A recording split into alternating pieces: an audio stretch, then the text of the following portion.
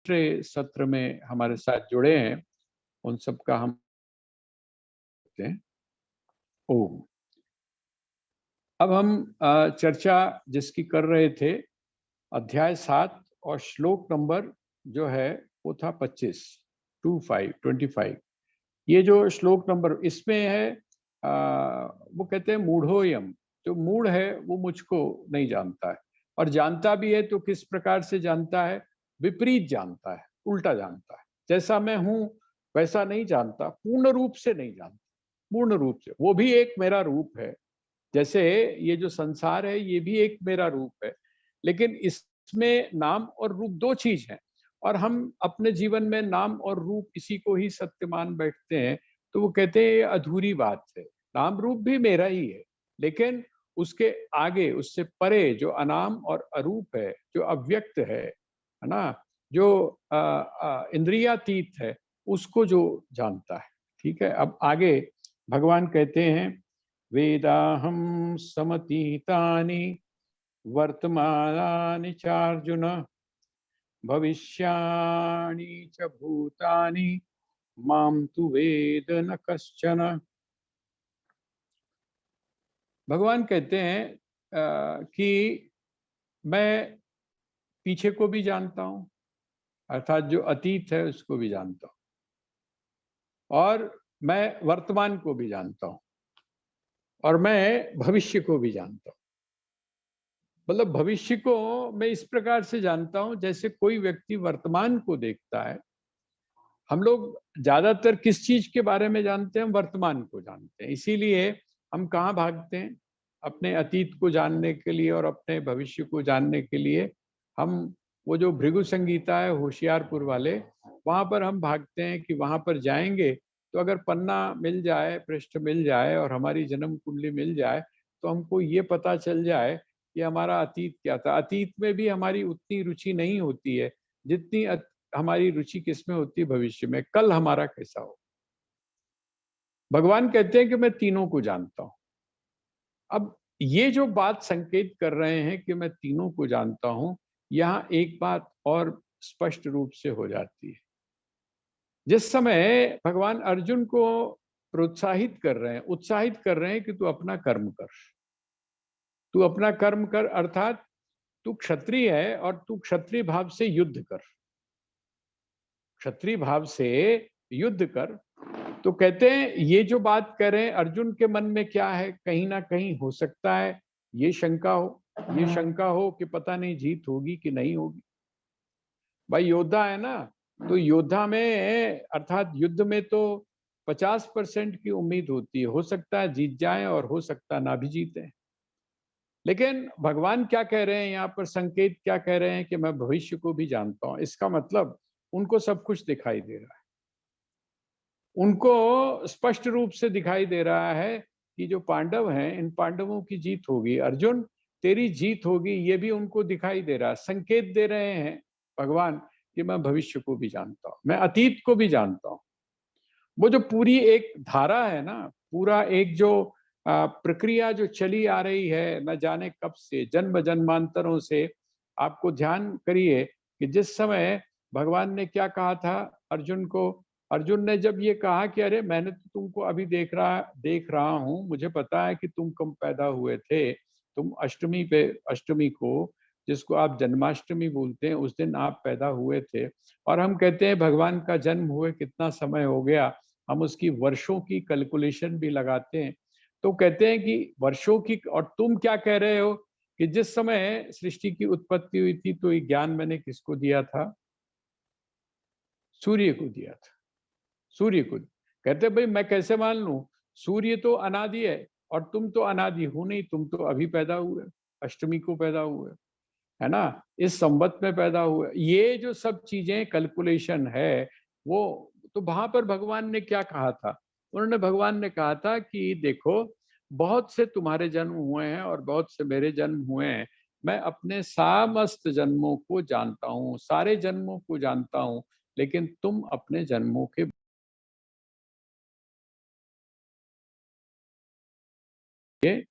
ऐसा समझ लीजिए कि यहाँ पर भी भगवान जो है वो संकेत क्या कर रहे हैं कहते हैं जिनको लेकर तू भयभीत हो रहा है। क्या भयभीत हो रहा? भीष्म को कैसे मारूं, द्रोणाचार्य को कैसे मारूं, अब मेरे जो अपने हैं उनको मैं कैसे मारूं? अब भगवान भविष्य देख रहे हैं। जब भविष्य देख रहे हैं तो वो क्या देख रहे हैं वहां पर? वो कहते हैं, इसीलिए तो कहते हैं कि ये तो मरे पड़े हैं, ये तो मरे पड़े हैं, ये तो सब कुछ हो चुका है इनका। और जो ये मरे पड़े हैं, मैं देख रहा हूं कि इनकी मृत्यु हो चुकी है, ये सब युद्ध भूमि में मारे गए हैं, और तू क्या है, तू देख नहीं पा रहा है। मैं इसीलिए कह रहा हूं कि निमित्त मात्रम भव सव्यसाचिन, कि हे अर्जुन, तू तो निमित्त बन, तू तो मात्र निमित्त बन। लोग क्या कहेंगे? लोग कहेंगे कि अर्जुन ने मारा, लोग कहेंगे अर्जुन ने मारा, लोग कहेंगे पांडवों ने इस पर विजय प्राप्त की, लेकिन मैं सारे भविष्य को देख रहा हूं। संकेत क्या दे रहे हैं भगवान यहाँ पर? वो कहते हैं कि मैं इन सब चीजों को जानता हूं। वेदाहम समतीतानि वर्तमानानि चार्जुन, भविष्याणि च भूतानि माम तु वेद न कश्चन। वो कहते हैं कि मैं जो है समस्त प्राणियों को जानता हूं, समस्त प्राणियों को जानता हूं। और जितने भी काल हैं, काल के तीन ही होते हैं, है ना? वैसे तो हमारे यहाँ एक बड़ा अच्छा है, काल दो हिस्सों में ही बांटा गया है। मैं अक्सर जब भी मुझे कभी मौका मिलता है वहां जाने का, निगमबोध घाट जाने का, तो वहां पर एक मंत्र लिखा हुआ है, मैं उसको जरूर पढ़ता हूँ। उस मंत्र में लिखा हुआ है कि हे मृत्यु के देवता, तुम्हारे दो हाथ। कौन कौन से हाथ हैं? कहते एक कल है और एक आज, तुम्हारे दो ही हाथ। अच्छा, जो बीत जाता है उसको आप क्या बोलते हो? जो बीत जाता है उसको भी आप क्या बोलते हो? कल। और जो आने वाला होता है उसको भी आप क्या बोलते हो? उसको भी आप कल बोलते हो, है ना? इसका मतलब क्या हुआ? वो कल है और वो भी कल है, और एक तीसरा जो रह गया वर्तमान, उसको आप बोलते हो आज। तो वो भगवान वहां पर जो स्तुति कर रहा है काल की, वो क्या कहता है? कहता है कि तुम तो क्या हो? कहते हैं आज और कल, ये तुम्हारे दो हाथ, एक हाथ से नहीं खाते हो, है ना? तुम्हें तो इतनी भूख लगी हुई है कि तुम फटाफट हैं, फटाफट दोनों हाथों से खा रहे हो। कभी बंदर को खाते हुए अगर आपने देखा हो तो वो दोनों हाथ से खाता है। कहते हैं इसी तरह से वह जो काल है वो अपने दोनों हाथ से खाता है। वो दोनों हाथ कौन से हैं? आज और कल। वो कहते हैं, भगवान कहते हैं, मैं समस्त प्राणियों को जानता हूं, मैं समस्त काल को जानता हूं, अतीत को भी जानता हूं, वर्तमान को भी जानता हूं, और भविष्य को भी जानता हूं। लेकिन मैं तो सबको जानता हूं, लेकिन मुझको जो है, मुझको नहीं जानता। कहते कौन नहीं जानता? मुझको कौन नहीं जानता? पहले किसके बारे में बताया? कहते हैं वह जो अव्यक्त है, वो जो मेरा वास्तविक रूप है, उसको कौन नहीं जानता? कहते हैं उसको मूढ़ नहीं जानता, उसको अविवेकी नहीं जानता, उसको जिसके पास में बुद्धि है वह ऐसा जो व्यक्ति है वो नहीं जानता। तो कहते हैं मुझको कौन नहीं जानता? तत्वतः मुझको कौन नहीं जानता? कहते वो नहीं जानता, वो नहीं जानता जो कि क्या है? कहते हैं जो व्यक्ति मूढ़ है वो मुझको नहीं जानता है। आप इसको सारे को पूरे को अगर आप जोड़ कर देखें, कहते जो व्यक्ति मूढ़ है अर्थात जो व्यक्ति अविवेकी है, वो क्या करता है? वो कहते हैं मुझको नहीं जानता। इसका मतलब जो मुझको जानता है अर्थात वह जो ज्ञानी भक्त है वो मुझको जानता है। इसका मतलब क्या हुआ? ज्ञानी भक्त कैसा हुआ? कहते ज्ञानी भक्त हुआ जिसके अंदर विवेक है, जिसके अंदर ये समझ है कि सही क्या है और गलत क्या है, जो सच और झूठ इन दोनों को अपनी खुली आंखों से देख रहा है, जो व्यक्त और अव्यक्त इन दोनों के जो हिस्से हैं उनको बिल्कुल साफ साफ देख रहा है, जो ये भी देख रहा है कि शरीर क्या है और शरीरी क्या है, इसको भी बड़ा क्लियरली देख रहा है, जो ये देख रहा है कि राम और कृष्ण के रूप में जो मैं आया हूं ये तो है ही है, लेकिन इसके अलावा, इसके अतीत, इससे परे जो मेरा वास्तविक स्वरूप है उसको जो देख रहा है, जो इस बात को देख रहा है कि बल्ब तो ठीक है, बल्ब प्रकाशित हो रहा है, लेकिन उस बल्ब के पीछे जो ऊर्जा है अर्थात जो इलेक्ट्रिसिटी है, जो उसका भी अनुभव कर रहा है। कहता है ऐसा व्यक्ति कौन है? कहते जिसके जीवन में मूर्ता नहीं। इसका मतलब क्या हुआ?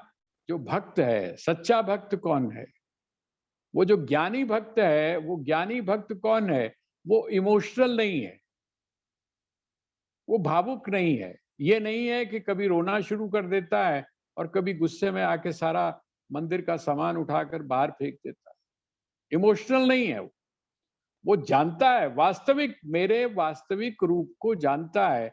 वो प्रत्येक परिस्थिति उसको पता है कि भगवान ठीक है, हमारी हो सकता है दृष्टि बड़ी संकुचित हो, हमारी दृष्टि बहुत संकुचित हो, लेकिन उसको इस बात का भी विश्वास है, हमारी हो सकता है संकुचित मनोवृत्ति हो, लेकिन वह जो परमात्मा है वो सब कुछ जानता है। इसीलिए आपको ध्यान होगा, आपने अगर संस्कृत पढ़ी होगी 6th-7th में, तो उसमें एक लेसन था, बड़ा गजब का लेसन था वो था ईश्वर यत् करोति शोभनम करोति। वो परमात्मा जो भी कुछ करता है, वो क्या करता है? वो सुंदर ही करता है। क्यों सुंदर करता है? हम तो उसको सुंदर और असुंदर अपनी दृष्टि से देखते हैं, लेकिन वो परमात्मा क्योंकि तीनों कालों के बारे में जानता है, इसलिए वो जो भी कुछ करता है वो सुंदर करता है। किसी ने उसमें एक एक शब्द और जोड़ दिया। आप सभी, हम लोग श्रीमद् भगवत गीता को पढ़ते समय 2 शब्दों के बारे में अक्सर हम चर्चा करते हैं, एक है एव, एक है अपि। एक है एव और एक है अपि। अपि का मतलब होता है कि आपके पास में अभी कोई विकल्प है। भी शब्द, भी का मतलब ये रास्ता भी वहां जाता है। जब आप कहते हैं ये रास्ता भी वहां जाता है, इसका मतलब और भी रास्ते हैं जो वहां जाते हैं। लेकिन जब आप ये कहते हैं यही रास्ता वहां जाता है, इसका मतलब बाकी जितने भी रास्ते हैं उनको आपने मना कर दिया कि उन रास्तों से मत जाना है, यही रास्ता है वो वहां जाता है। अगर तुमने वहां पर जाना है तो यही मात्र एक रास्ता ऐसा है जिस रास्ते से तुम वहां पर पहुंच सकते हो। तो एक है, उन्होंने कहा कि नहीं, इसके अंदर थोड़ा सा एक तड़का और लगा दो।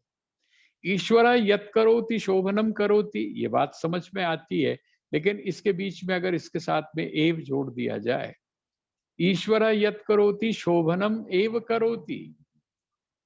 ईश्वर जो भी कुछ करता है वो आपके शुभ के लिए ही करता है, आपके शुभ के लिए ही करता है। बाद में हमको रियलाइज होता है। चाणक्य का एक बहुत बड़ा वाक्य है, बहुत अच्छा वाक्य है। वो कहते हैं आप परमात्मा को क्या बोलते हो? मंगलमय विभु बोलते हो। मंगलमय, आप मंगलमय बोलते हो। मंगलम भगवान विष्णु, मंगलम गरुड़ ध्वज, मंगलम पुंडरीकाक्षो मंगलाय, आप मंगल रूप बोलते हो। कहते जो मंगल रूप है उसके जीवन से अमंगल कैसे निकल सकता है? जो जिसका रूप ही, जिसका स्वभाव ही, जिसकी प्रकृति ही मंगलमय है, ऐसा वह जो मंगलमय है वो आपके जीवन में कभी भी अमंगल नहीं लाता है। हाँ, कुछ समय के लिए हम क्या समझ लेते हैं कि अमंगल। और डॉक्टर जिस समय लेकर आता है ना चाकू, छुरी लेकर आता है, तो हमको लगता है ये यमराज खड़ा है। लेकिन वो जो सामने खड़ा हुआ यमराज है ना, उसको, वो है वास्तव में कौन है? अरे भाई, ये जो इस तरह की परिस्थितियां हमारे जीवन में आती हैं, ये क्या कर रही हैं? वो जो नासूर है ना, जिसको आप लाद कर अपने जीवन में घूम रहे हो, वो क्या करती है? उस नासूर को फोड़कर उसमें से मवाद निकाल देती हैं। और मवाद ही नहीं निकालती हैं, बल्कि वो उसको ऑपरेट करके निकाल देती है कि बस ये जो है मामला खत्म ही हो। हम लोग तब भी उसमें ननु नचा करते रहते, करें ना करें, करें ना करें। लेकिन वो जो परमात्मा है, उस परमात्मा के द्वारा, ईश्वर के द्वारा जो आपको प्राप्त होता है वो शोभन ही होता है। इसीलिए भगवान यहाँ कहते हैं कि मूढ़ जो व्यक्ति है वो मुझको क्या करता है, वो मुझको नहीं जानता है। कौन जानता है? कहते हैं तत्वतः कौन जानता है? कहते हैं जो ज्ञान से संपन्न है। ज्ञानी, ज्ञान और भक्ति इन दोनों का समन्वय, भक्ति पूर्वक ज्ञान और ज्ञान पूर्वक भक्ति, दोनों चीजें चाहिए। आपके जीवन में भावना भी हो लेकिन ज्ञान भी हो, आपके जीवन में ज्ञान भी हो और भावना भी हो, दोनों चीजों का समन्वय चाहिए, दोनों चीजों का सम्मिश्रण चाहिए। हमारा जो श्रीमद् भगवत गीता है, इस श्रीमद् भगवत गीता में आपको दोनों ही चीजें मिलेंगी, आपको दोनों चीजें मिलेंगी। आपको वहां पर जिसको आप बोलते हैं भाव, भाव भी मिलेगा। भाव इससे सुंदर, आप जिस समय 11वें अध्याय की जो स्तुति है, जिस समय अर्जुन ने वो स्तुति की है भगवान की, उसको आप गाकर देखिए और उसमें भाव में आप डूब कर देखिए, आपको वो उठाकर आपके शरीर से परे, जिसको ट्रांस बोलते हैं, आपको शरीर से उठाकर एक ऐसी चेतना में ले जाकर वो डुबो देती है जहां पर समुद्र की सी स्थिति है। आप ऐसा समझ लीजिए जैसे आपको उठाकर उसने ऐसे समुद्र में फेंक दिया जहां पर मिठास ही मिठास है, जहां पर अमृत ही अमृत है।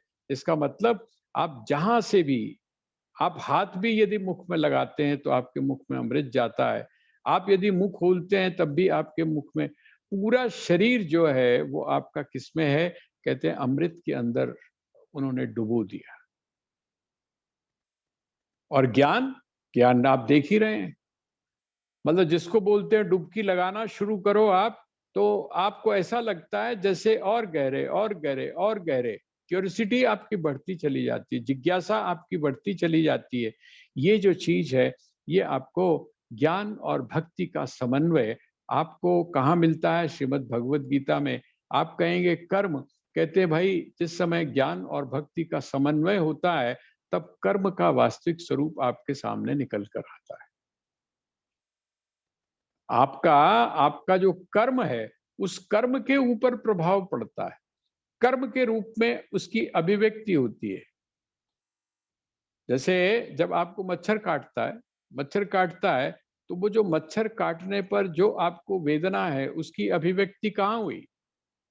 आपने तो किसी को नहीं कहा कि मुझको मच्छर ने काटा है। आपको किसी ने नहीं कहा कि मच्छर के काटने के बाद वहां पर खुजली हो रही है। आपको किसी ने नहीं कहा कि मच्छर काटने के बाद में वहां पर आपको हल्की सी दर्द हो रही है। किसने बताया? किसने बताया आपको कि मच्छर ने वहां पर काटा है? कहते हैं भाई आपका जो हाथ है, जैसे ही मच्छर ने काटा और आपके हाथ ने रिएक्ट किया, आपके हाथ ने बता दिया कि कुछ गड़बड़ है। आपका जो कर्म है वो कर्म बता रहा है कि अंदर कुछ गड़बड़ है। इसका मतलब जिस समय आप ज्ञान और भक्ति से समन्वित योग का सहारा लेते हैं तो आपका जो कर्म है, आपका कर्म भी कैसा हो जाता है? कर्म का जो आदर्श है, जिसको आप निष्काम कर्म बोलते हैं, वो निष्काम कर्म की आपको प्राप्ति होती है। कामनाएं यदि आपके अंदर बनी हुई है, अर्थात यदि आप अभी सकाम कामनाओं के सकाम रूप से जी रहे हैं, तो आपको ये निश्चित हो जाता है कि नहीं, ये जो काम मैं कर रहा हूं या जिस रास्ते जा रहा हूं, इससे मैं अपनी अंतिम मंजिल पर नहीं पहुंच सकता हूं। हाँ, ये तो हो सकता है, ये मेरे उपयुक्त है, तो मैं क्या करूं? आज से काफी टाइम पहले आप लोग अभी भी, अब ये जब से हेलीकॉप्टर वगैरह हट गया तब से आप छोड़िए, आप क्या करते थे? आप यहाँ से बाई ट्रेन जाते थे जम्मू। जब माँ के दर्शन करने जाते थे तो आप क्या करते थे? बाई ट्रेन आप जम्मू जाते थे, फिर जम्मू से आप बस पकड़ते थे या कोई टैक्सी पकड़ते थे और फिर आप पहुंचते थे कटरे, और कटरे से आप फिर क्या करते थे? पैदल सफर करते थे। तब आप पैदल जाते थे। इसका मतलब क्या हुआ कि ठीक है, ये यहाँ से यहाँ तक का सफर मैं इससे कर लेता हूँ, उसके बाद में तो ये जो कर्म है, जिसको आप कर्म कह रहे हैं, ये भी भाव और ज्ञान, इन दोनों की अभिव्यक्ति है आपका कर्म। तो आपके जीवन में कर्म और जो है कर्म के साथ में आप जिस समय भाव और ज्ञान इनको जोड़कर करते हैं तो आप ये जो कर्म है ये सहज रूप से निष्काम हो जाता है, जैसा भगवान ने शुरू में कहा। तो अब वो कहते हैं वेदाहम समतीतानि वर्तमानानि चार्जुन, हे अर्जुन भविष्याणि च भूतानि माम तु वेद न कश्चन। मैं समस्त भूतों को, समस्त प्राणियों को जानता हूँ कि भूत अर्थात जो बीत गया है उसको भी जानता हूँ, जो वर्तमान है उसको भी जानता हूँ, और जो भविष्य में होने वाला है उसको भी जानता हूँ। लेकिन मुझको कोई नहीं जानता है, मुझको वही जानता है जो, यहाँ पर वो नहीं है, सो जान ही जेहि जेहु जनाई और जानत तुम ही होई जाई। यहाँ पर भाई सो जाने ही जेहि जेहु जनाई, तो किसी को वो दिखाता है ना, किसी को वो चाहता है कि मैं उसके सामने प्रकट हूं और किसी के सामने मैं प्रकट ना हूं। ये पक्षपात, कहते नहीं पक्षपात नहीं है ये क्या है, कहते हैं मैं प्रकट होने के बावजूद भी जिस व्यक्ति की आंख के ऊपर पर्दा पड़ा हुआ है उसको नहीं दिखाई देता हूं, है ना। जब आपकी आंखों में रोशनी ही नहीं है, जब आपकी पुतलियों में रोशनी ही नहीं है, तो सामने भी अगर कोई चीज खड़ी है तो आपको दिखाई नहीं देती है। और कहते हैं अगर आपकी आंखों में रोशनी है लेकिन अगर वो दूर है या बहुत समीप है, दोनों ही चीजें हैं, अगर बहुत समीप हो तो भी आपको दिखाई नहीं देती और अगर बहुत दूर हो तो भी आपको दिखाई नहीं देती। इसका मतलब क्या है? इसका मतलब यह है कि जो ज्ञान निष्ठा रखता है, जिसके जीवन में ज्ञान है, जिसके जीवन में भाव है, वही व्यक्ति क्या करता है, मुझको देख पाता है। अब देखिए, क्योंकि धीरे धीरे करके ये जो 7वां अध्याय है ना, ये 7वां अध्याय आगे बढ़ रहा है और भगवान की क्या क्या स्टाइल है, मैं अगर तरीका कहूं तो शायद आपको, लेकिन हर आदमी का अपना अपना एक स्टाइल होता है ना। वो कई लोग तो स नहीं बोलते हैं, श बोलते हैं, तो अपना अपना जो स्टाइल है। इसका मतलब भगवान का स्टाइल क्या है? भगवान का स्टाइल ये है कि वो सूत्र पकड़ाते हैं, एक जगह से निष्कर्ष निकालते निकालते निकालते, निचोड़ निकालते निकालते, और अगली बात जो उन्होंने कहनी है उसको सूत्र के रूप में वो आपके सामने कह देते हैं। यहाँ पर भी अब उन्होंने ये बात तो आपके सामने रख दी, अब वो आगे का जो 8वां अध्याय है ना, उसकी समझ लीजिए भूमिका के रूप में वो कह रहे हैं। अब वो कह रहे हैं श्लोक नंबर 27 आप देखिए, 26 हमने देख लिया।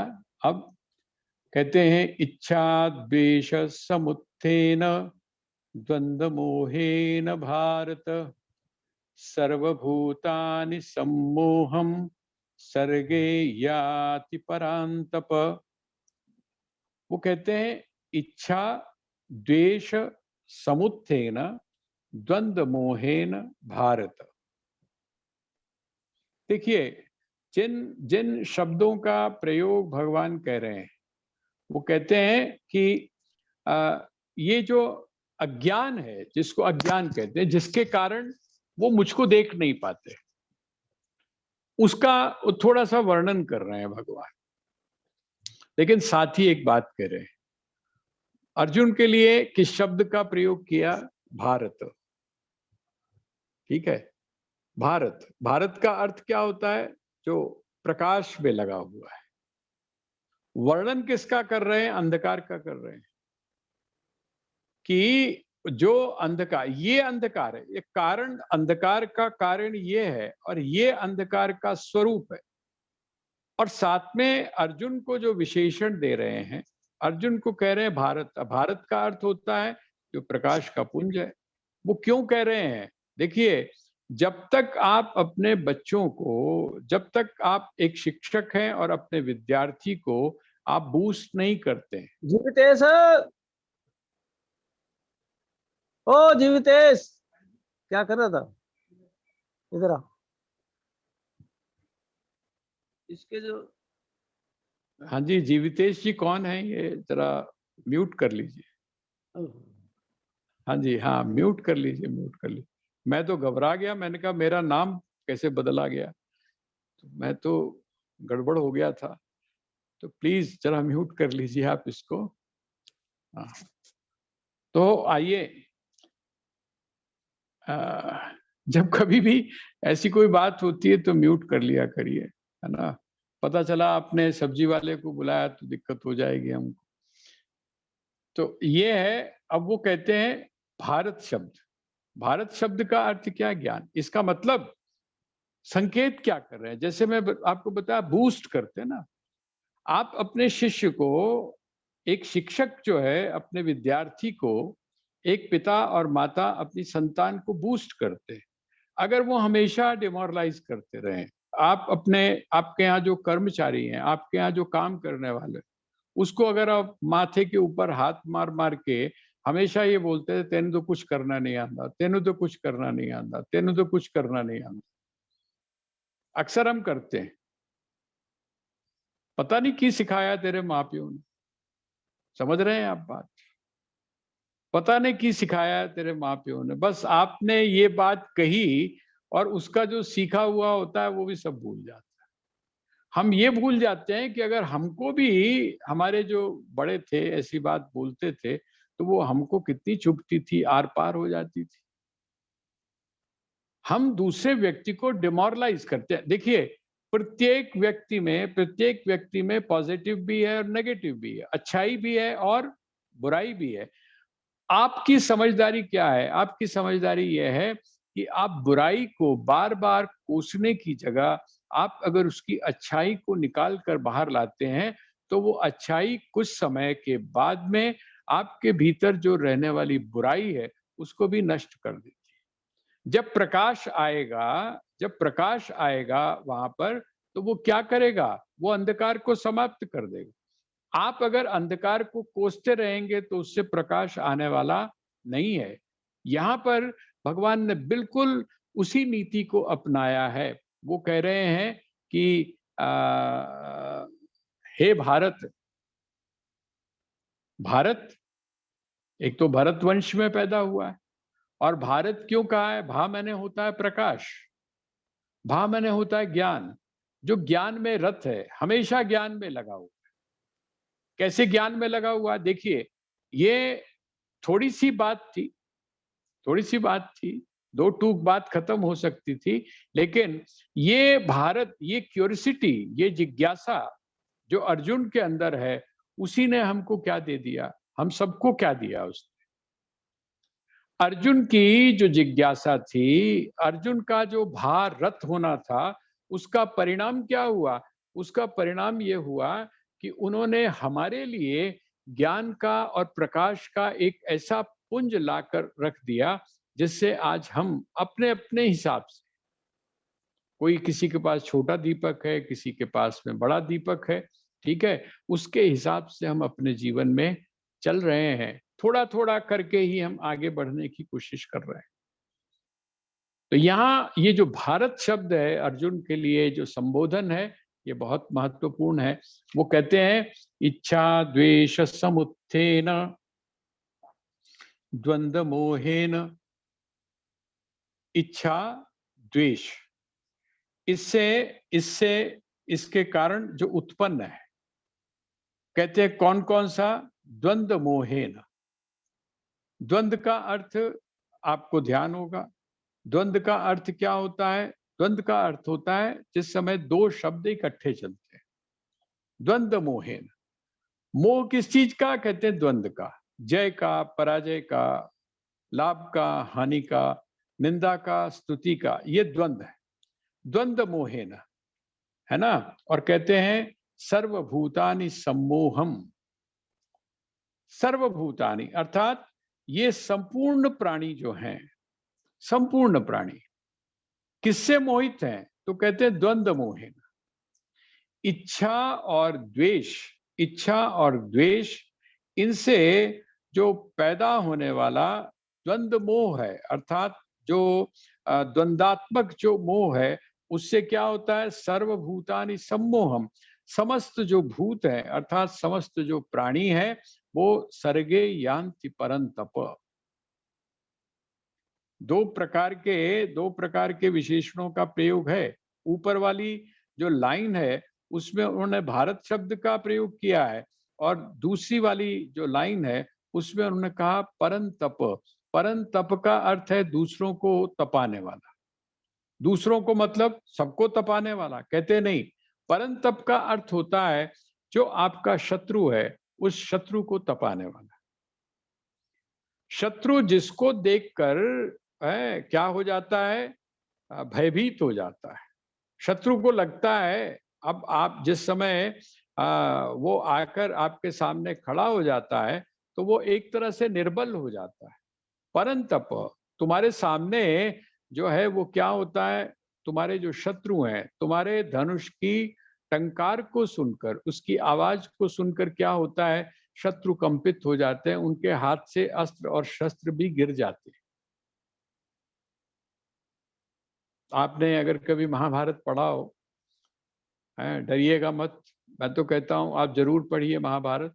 और महाभारत पढ़ेंगे ये मैं आपको गारंटी से कहता हूं आपके घर में महाभारत होगा नहीं, उससे ज्यादा नहीं होगा जो अभी हो रहा है। अभी जो हो रहा है ना उससे ज्यादा बढ़ोतरी नहीं होगी। ठीक है, महाभारत जब आप पढ़ेंगे तो आपको एक चीज दिखाई देगी कि अर्जुन का जो गांडीव है वो पूरे युद्ध के अंदर कभी भी ऐसा नहीं हुआ है कि उसकी प्रत्यंचा कटी हो। बाकी सबके धनुष टूट गए होंगे, बाकी सबकी प्रत्यंचाएं टूट गई होंगी, है ना, लेकिन अर्जुन का जो धनुष है उसकी प्रत्यंचा नहीं टूटी। वर्णन आता है